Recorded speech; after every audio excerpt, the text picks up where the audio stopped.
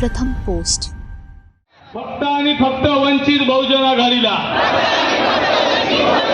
जय भीम. वंचित बहुजन आघाडीचा, वंचित बहुजन आघाडीचा.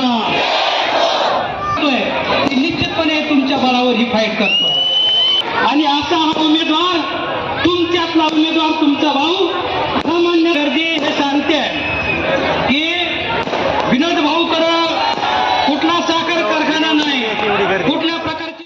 हे बघा, आजच्या दिवसात जर बघायला आलं तर माझा काल म्हणजे आजचा दिवस बऱ्यापैकी हेक्टिक होता. बाळासाहेबांची तब्येत जरा बिघडली म्हणून मला काल नांदेडवरनं मुंबईला जायला लागलं. तर हैदराबादनी फ्लाईटवरनं मुंबईला गेलो, परत फ्लाईटने हैदराबादला आलो. हैदराबादवरनं पहिले हातगावची सभा, मग भोकरमध्ये 2 सभा झाल्या, मग लोहा कांधारमध्ये 1 सभा झाली आणि शेवटची सभा ही लातूर सिटीमध्ये विनोदभाऊ खटके यांच्यासाठी झाली. आणि ही सीट जी शेवटची सभा आहे तिथल्या शेवटच्या दोन्ही सीट लोहा कांधार आणि लातूर सिटी ह्या दोन्ही शॉर सीट्स आहेत. आणि इकडे यंत्रणा आपण बघितली असेल तर यंत्रणा दोन पद्धतीची लावली.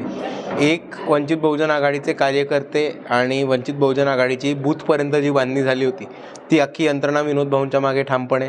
दुसऱ्या बाजूला विनोद भाऊंची स्वतःची संघटना आहे VS पॅन्थर ग्रुप, त्याची लोकं ताकदीने उतरलेली आहेत विनोद भाऊंना जिंकवायला.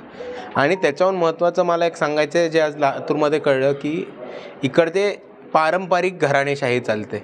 त्याच घरातनं खासदार, त्यांचीच 2 मुलं, 2 वेगळ्या ग्रामीणचे आणि शहराचे आमदार.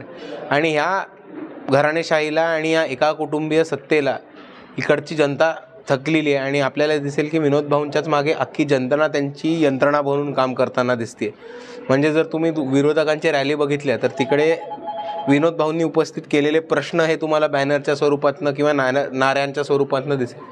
आणि मला असं म्हणायचं आहे की खास यंत्रणा इकडे लावायची गरज नाही, कारण जनताच आमची यंत्रणा झालेली आहे. आपल्या मार्फत मतदारांसाठी एवढंच संदेश देईन की ही निवडणूक जसं तुम्ही म्हटलं तसं आरक्षणासाठी महत्त्वाची आहे, पण इकडे अजून प्रलंबित काय गोष्टी आहे ज्याच्यावरती फक्त वंचित बहुजन आघाडी भाष्य करते.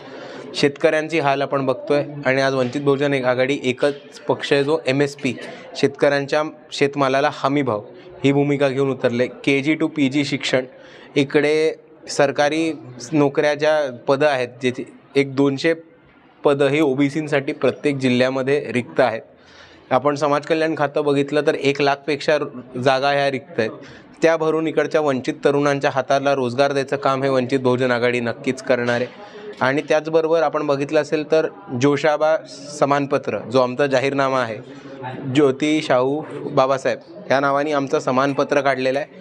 आणि त्याच्यामध्ये आम्ही प्रत्येक घटकाला कशी मदत करू हे आम्ही ठीकपणे मांडलं. जर शेतकरी असेल, आरोग्य असेल, शिक्षण असेल, नोकरी असेल. प्रथम पोस्ट.